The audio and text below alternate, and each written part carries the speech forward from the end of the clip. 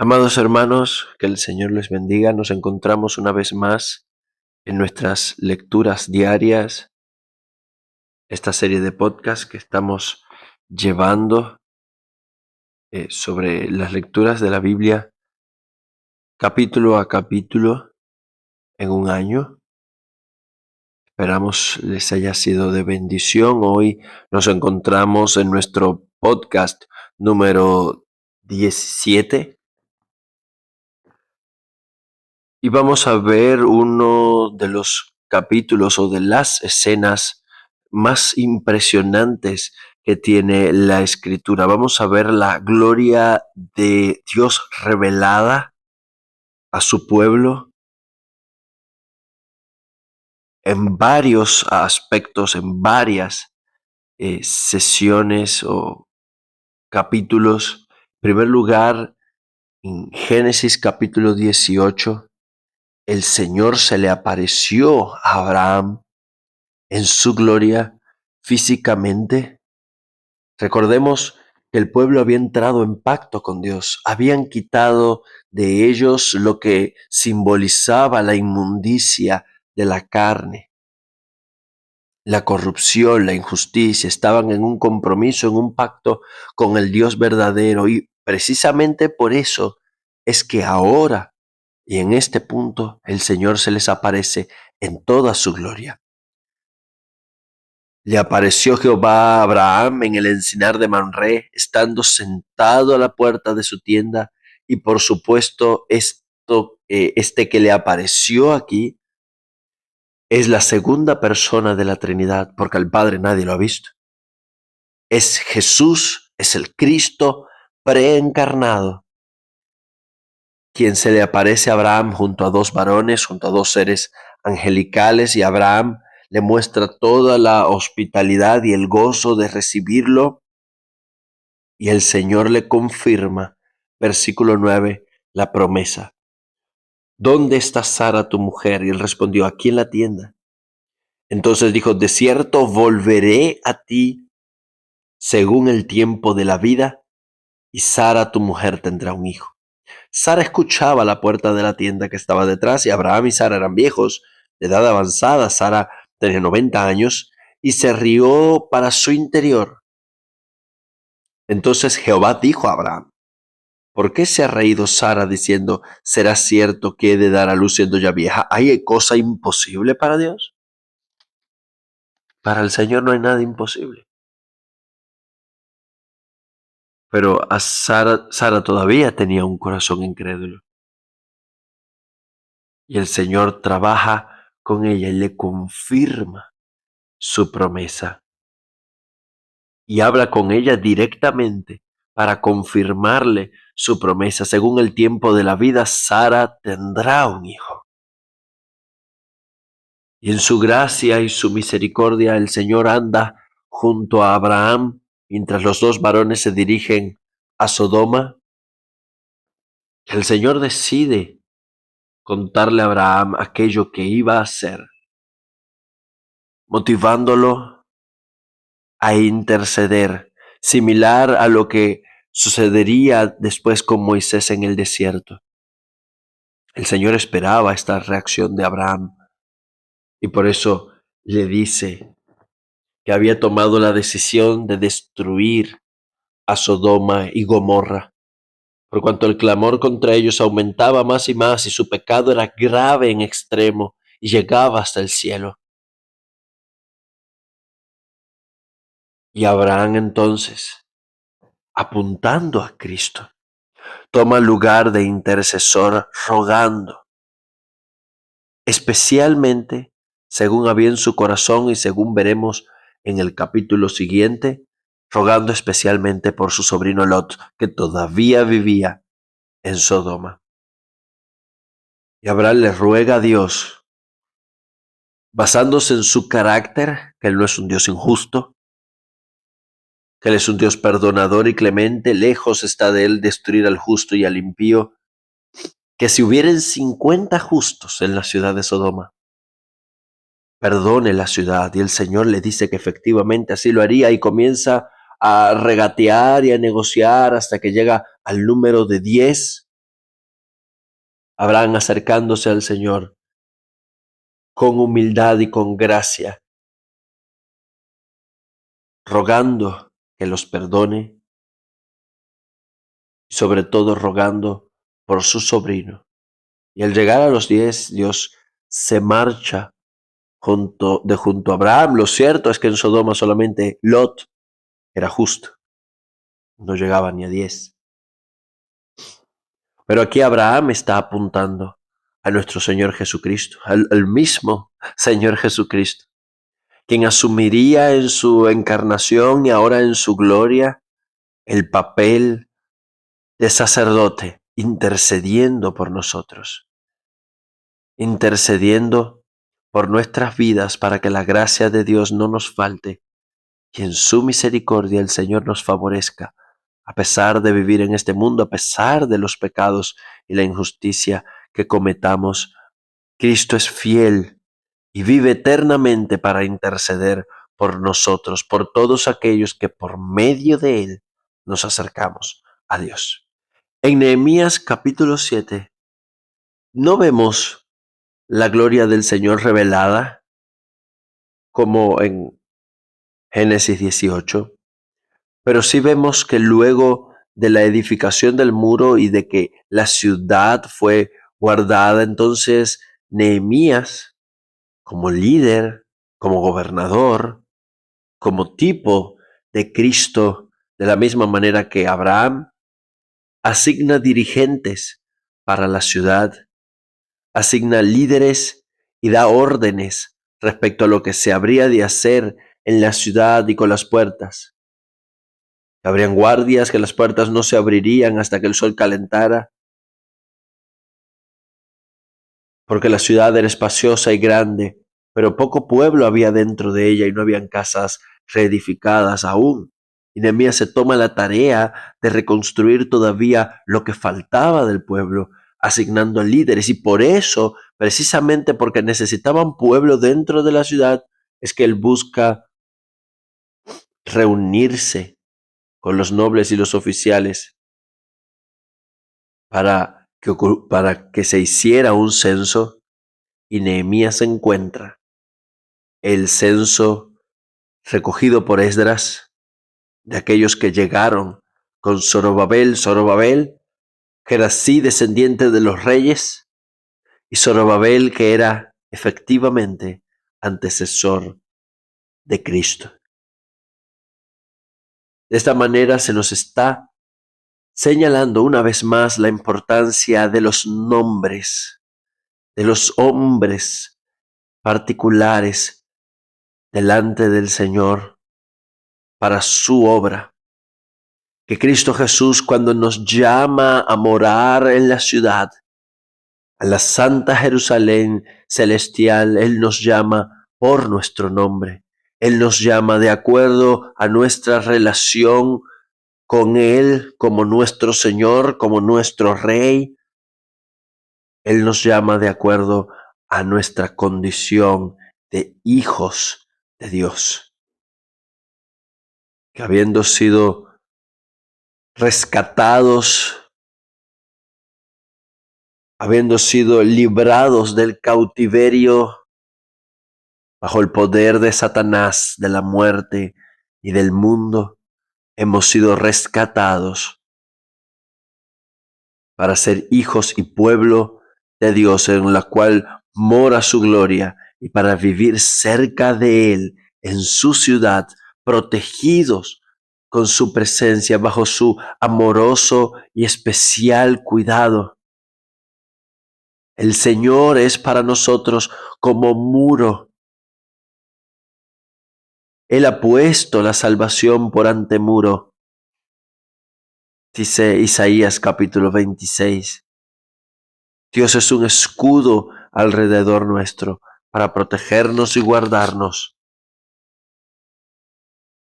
Basados en todo esto, en el número de los congregados, así se decidió que de esos hombres fueran a vivir a Jerusalén y habitar en las casas en la ciudad, porque hasta entonces se encontraba vacía. La identidad de Cristo, su identidad divina, su identidad sacerdotal, intercesora, su identidad real, gobernante, se nos revelan en estos textos.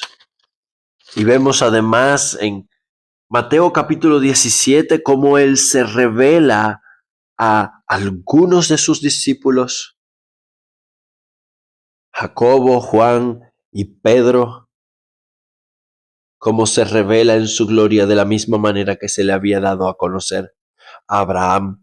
Y aparecen en esta visión portentosa Moisés y Elías, quienes confirmaban, según otro evangelio, y conversaban con Cristo sobre su ascenso desde Jerusalén, su muerte, resurrección y su gloria.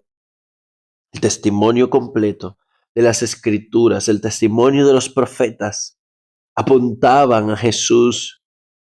Por eso la gloria del Padre les dice a los discípulos al ser rodeados por la nube: este es mi Hijo amado, a Él oíd. Él es la revelación final de Dios. Por medio de Él el Señor nos habla en estos últimos días. A Él es a quien apuntan Moisés, Elías y todos los profetas. A Él apuntaba Abraham, a Él apuntaba Nehemías. Es Él el mensaje central de las Escrituras, el cumplimiento de todas las promesas de Dios, que son en el sí y en el amén. Cristo se revela en su gloria a los discípulos y extasiados, sin entender lo que estaban experimentando, Pedro llega a decirles que lo mejor que podrían hacer sería quedarse ahí. De esa manera, nuestro mayor anhelo debe ser estar cerca, en comunión con Cristo, en la gloria de Dios, en su casa. Entonces Jesús se acercó y les tocó y les repitió una vez más lo que ya hemos visto: no teman.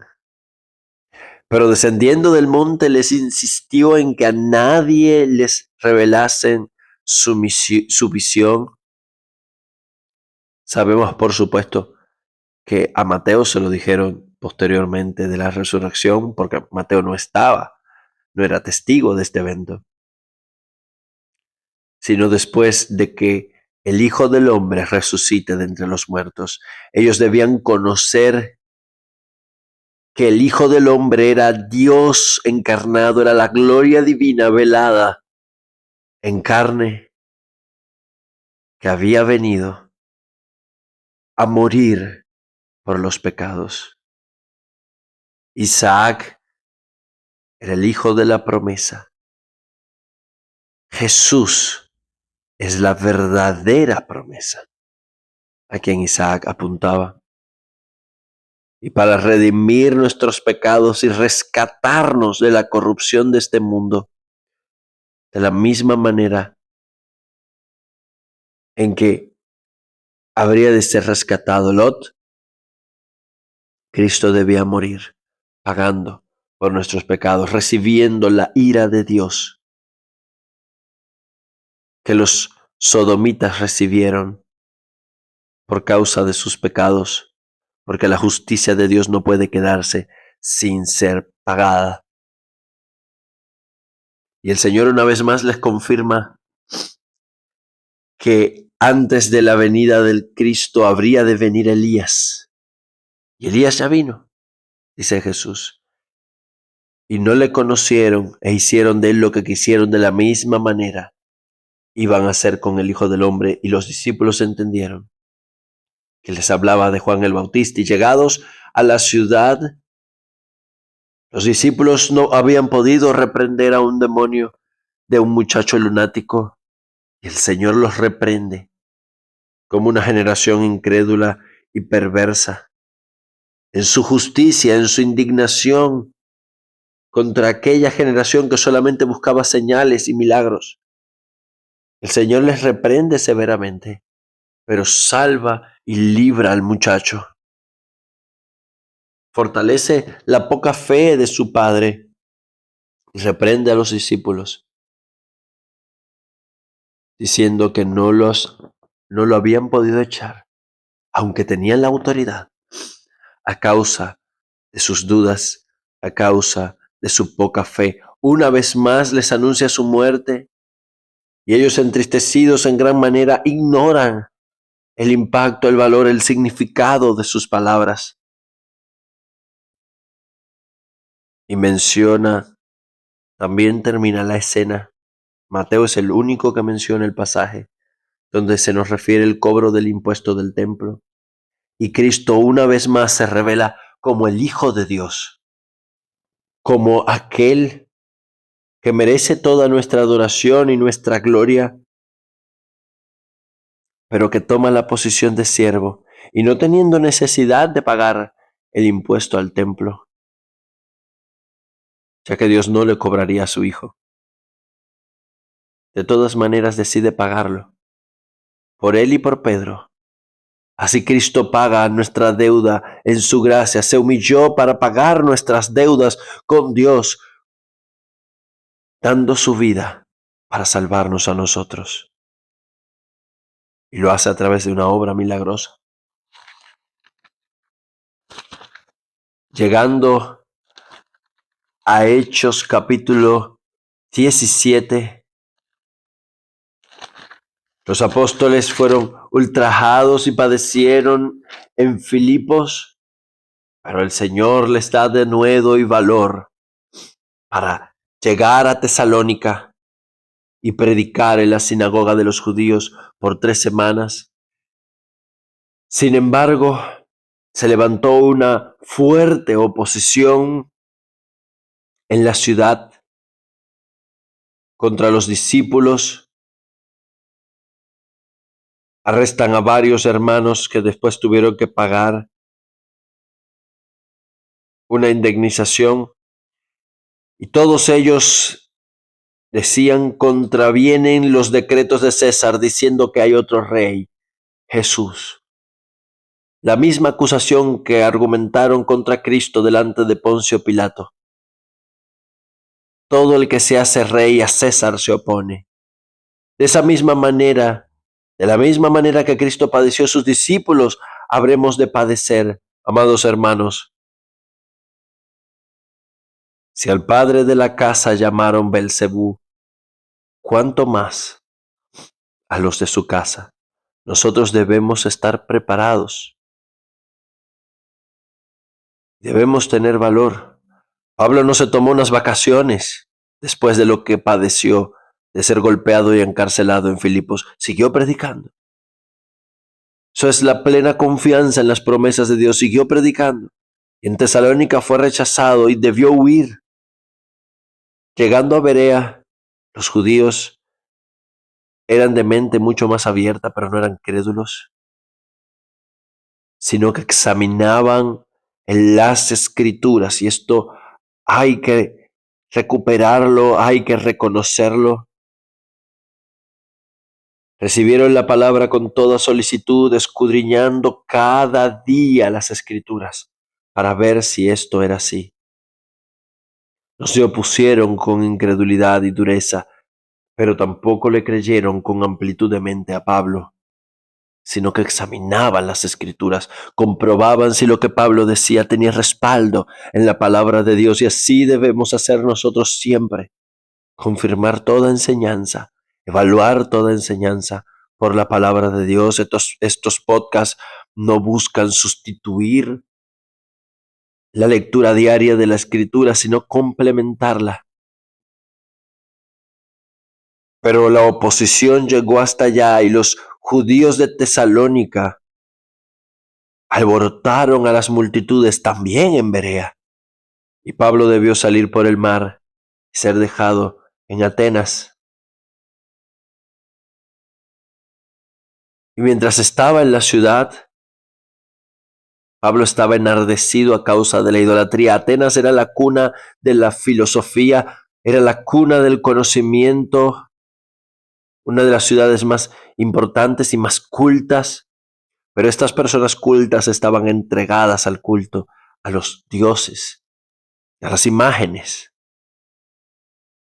Y mientras Pablo trabajaba como tendero vendiendo sus tiendas en el mercado, predicaba y discutía con los filósofos,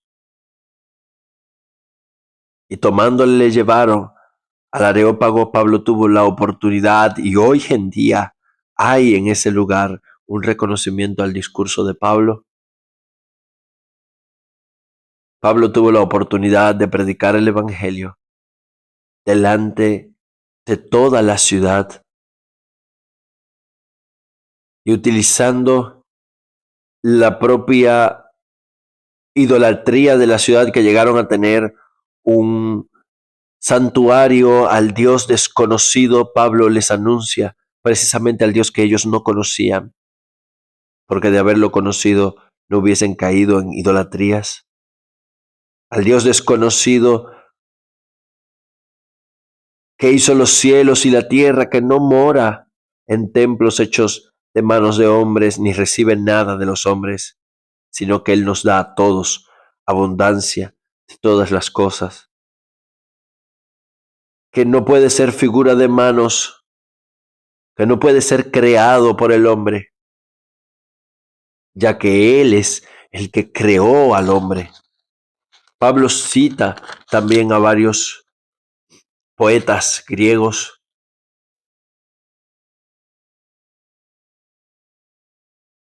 y termina diciendo: pero Dios, habiendo pasado por alto los tiempos de la ignorancia, ahora manda a todos los hombres en todo lugar que se arrepientan. Pablo adapta su discurso y la predicación del evangelio al contexto. A los judíos le habla con las escrituras, a los filósofos le habla en un lenguaje que ellos entiendan, pero siempre termina apuntando a Cristo, por cuanto ha establecido un día en el que juzgará al mundo con justicia por aquel varón a quien designó, dando testimonio habiéndolos levantado de entre los muertos. Y con toda esta poderosa predicación, muchos en la incredulidad, en el desconcierto, se negaron a escuchar más. Los rechazaron, se burlaron de él. Sin embargo, hubieron algunos que sí escucharon y que sí creyeron de buena gana, y sus nombres son recogidos. Pablo fue golpeado, rechazado, humillado.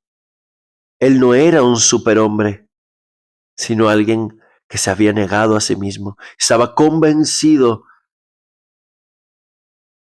de que él predicaba a aquel único Dios vivo y verdadero que se le apareció en el camino a Damasco y lo envió con una misión. De esa misma manera nosotros debemos ver a Cristo como un Dios vivo y verdadero. Esa misma gloria nosotros debemos percibir, y al percibir su gloria, su majestad, su poder, nada nos será imposible. Esa gloria nosotros tenemos en nosotros. Esa gloria nosotros debemos reflejar al mundo, para que Cristo Jesús sea en todo exaltado y reconocido. Que el Señor les bendiga.